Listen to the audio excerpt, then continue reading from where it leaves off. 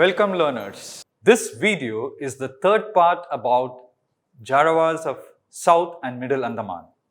In this concluding video on Jarawas of South and Middle Andaman 3, we shall be discussing about the following in detail. 1. Efforts put in by the government and voluntary organizations. 2. Culture contact and change. And 3.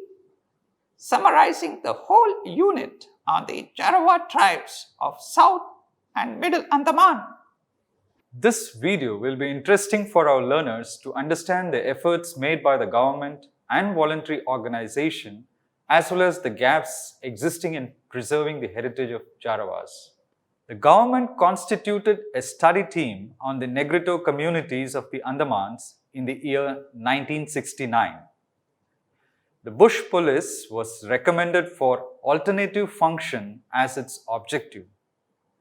On the advice of the Ministry of Home Affairs, the Government of India, an advisory committee on primitive tribal groups was set up. Its aim was to get the expert opinion on tribal development policies for this area. In order to implement the government policies for tribal development, a voluntary organization called the Andaman Adim Jati Vikas Samiti AAJVS was established in the year 1976. The Samiti is financed by the central government through the Andaman administration. After the formation of AAJVS, a Jarawa cell was constituted to consolidate friendship with the Jarawa. There was also an effort to learn their language in a planned way. The cell comprised of representatives of the Andaman administration, the bush police, experts from health department, and Anthropological Survey of India. Implementing the recommendations of the study team in 1969, the AAJVS formed a subcommittee in view of proposal of a new role for the bush police. Based on the recommendations of the subcommittee, the following roles were prescribed for the bush police. First, protect the Jarawa tribals, though not at the expense of the non-tribals, and prevent any untoward incident involving tribals and non-tribals. Second, assist and protect official parties, workers visiting or working around reserved areas. Thirdly, make effort to develop better relations with the Jarawa and learn their language. Fourth, prevent violation of laws in all tribal areas of the Andaman and Nicobar Islands. Fifth, prevent unauthorized persons from entering, shooting, fishing, killing wildlife and otherwise poaching by land or sea in the tribal areas of the Andaman and Nicobar Islands. Sixth, prevent unauthorized contact with the Jarawa and with other tribal people who are still to react favorably to modern civilization in the Andaman and Nicobar Islands. Seventh, prevent entry or intrusion of unauthorized people into the Jarawa and other tribal areas in Andaman and Nicobar Islands. And eighth, prevent removal of any jungle produced by unauthorized people from any tribal area of the Andaman and Nicobar Islands. Another significant development is the construction of ATR.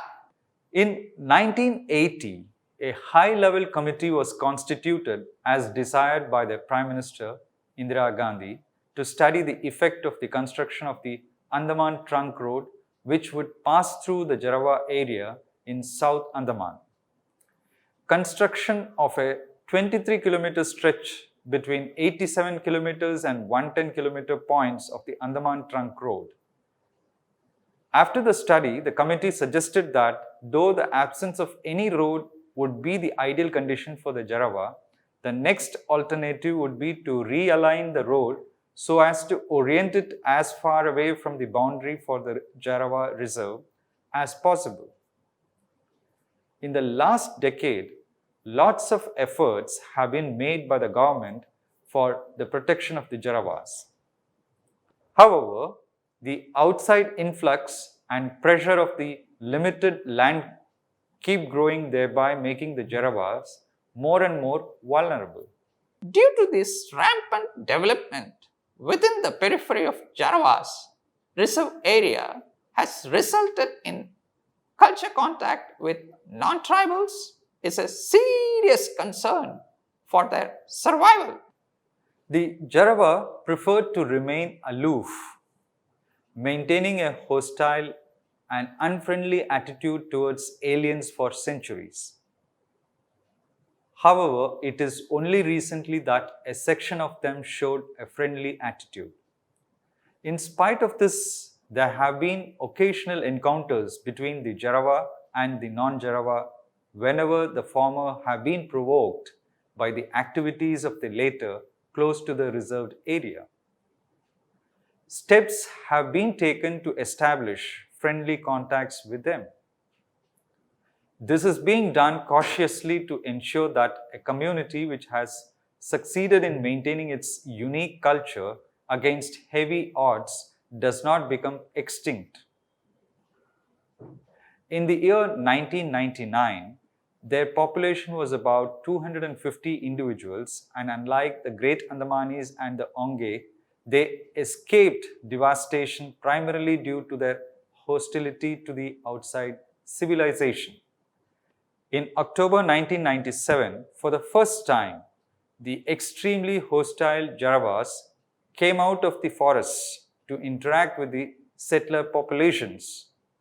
The official explanation for this change of attitude among the Jarawas was that they faced an acute shortage of food in their territory.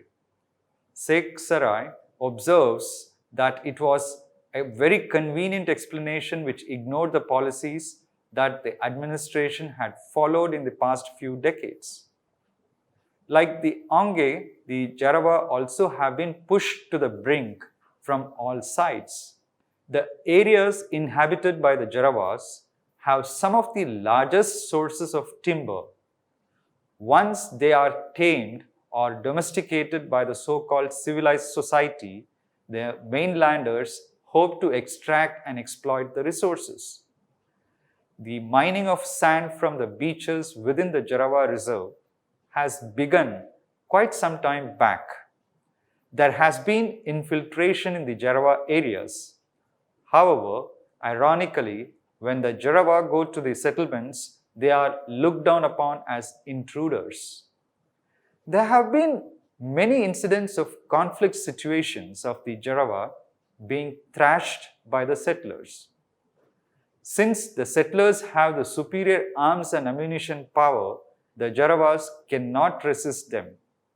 The settlers offered them tobacco and gutka to befriend them. A major change that has taken place in the Jarawa community is that they have started wearing clothes and dancing to the tunes of Hindi film songs. Outside influence has definitely devastated the social fabric of the Jarawa life. In the last few years, it is reported that a group of young Jarawa girls and orphans has broken away from the tribe and taken up residence near the settler villages. This group is extremely vulnerable and they are reportedly being exploited by the settlers. In spite of various processes of change affecting them, the Jarawas have expressed no desire to give up their traditional way of life. They have started using aluminum utensils for cooking. They also use plastic and cement bags to store food and water. They have also started using second-hand and new clothes gifted to them by outsiders.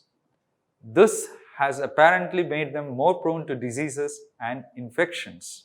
The two biggest threats to the existence of the Jarawa come from poaching and continued use of Andaman Trunk Road. In spite of the order of the Supreme Court in the year 2002 to close the portion of the Andaman Trunk Road passing through the Jarawa Reserve, no serious action has reportedly been taken. Meanwhile, the Jarawas continue to be victims of unmindful interventions of the outsiders.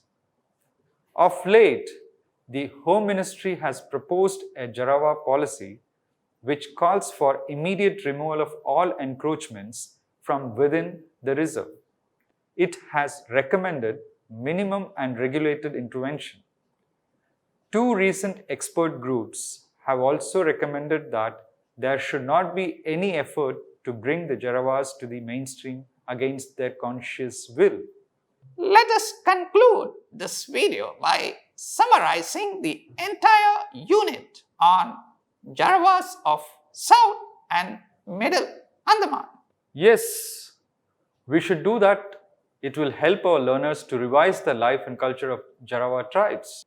The Jarawas are one of the 4 Negrito tribes of the Andaman Islands, inhabiting the west coast reserved area of 765 square kilometers in the South and Middle Andaman Islands. They are one of the oldest surviving tribes. They are believed to have settled down in the islands some 60,000 years ago. They are primarily hunter-gatherers and are among the most isolated communities in the world. Their numbers are fast dwindling. They are monolingual and still have no system of writing. There is the practice of collective leadership among them and not individual. The male and female Jarawas both used to remain fully naked until recently. It is only now that they have begun to somehow cover themselves with the clothes gifted to them. Sometimes strings made of bark and leaves are used as ornaments. The Jarawas live a carefree life. They live a semi-nomadic life. They practice adult and monogamous marriage. Their smallest social unit consists of a nuclear family with a male, a female, and their minor children.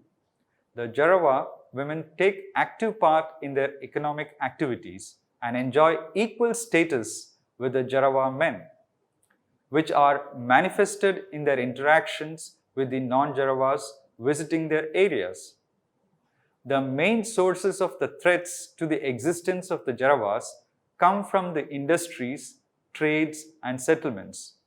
On account of the increasing human pressure on the islands and the continuing encroachment into their territory, which is their prime hunting and fishing land, the Jarawas have started visiting the settlements.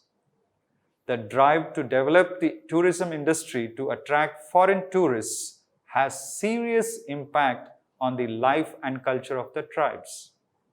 There have also been atrocities committed on the Jarawas, provoking them to engage in attacks in self-defense. Thank you.